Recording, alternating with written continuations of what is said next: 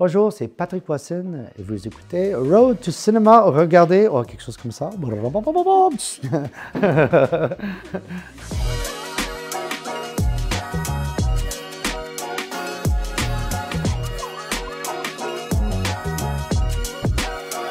Je ne suis pas doué dans le langage, je ne suis pas poète en fait. Quand j'ai commencé à écrire des chansons, j'avais un grand problème à cause de ça.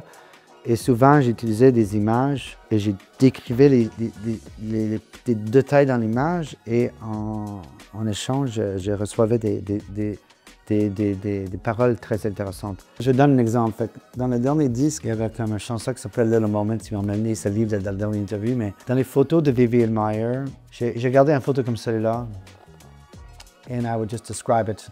À cause que je n'étais pas doué comme poète, j'utilisais souvent les images. Et j'étais beaucoup inspiré par le cinéma, énormément. On l'a fait au Banzana parce que j'avais vraiment envie de faire une chanson en français. Vraiment pour le plaisir, en fait.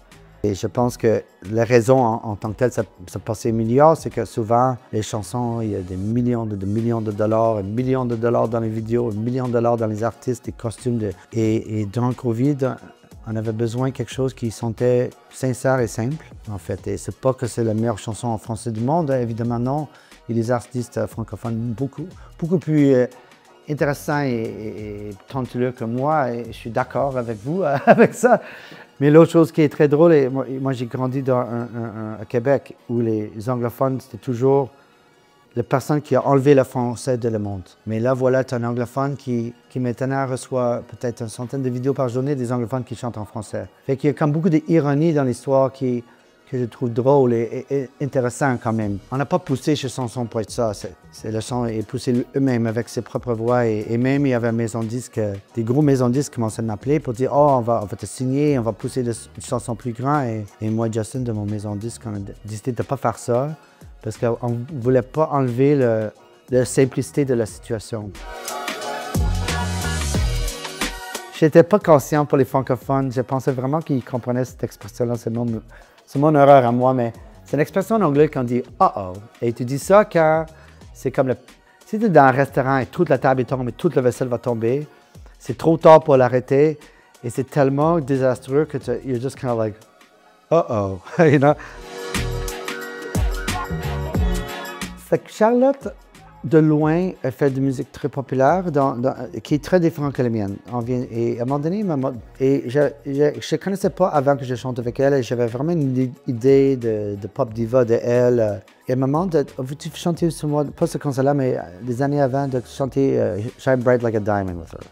It's impossible to sing, c'est tellement difficile de chanter ces chansons-là. J'arrive à la pratique, elle est super gentille, super chaleureuse. Et là, elle chante Shine Bright Like a Diamond, mais parfaitement. Je ne suis même pas sûr que Rihanna est capable de faire ça autant parfaitement que Charlotte. Et j'ai trouvé qu'elle avait un esprit de travail fort.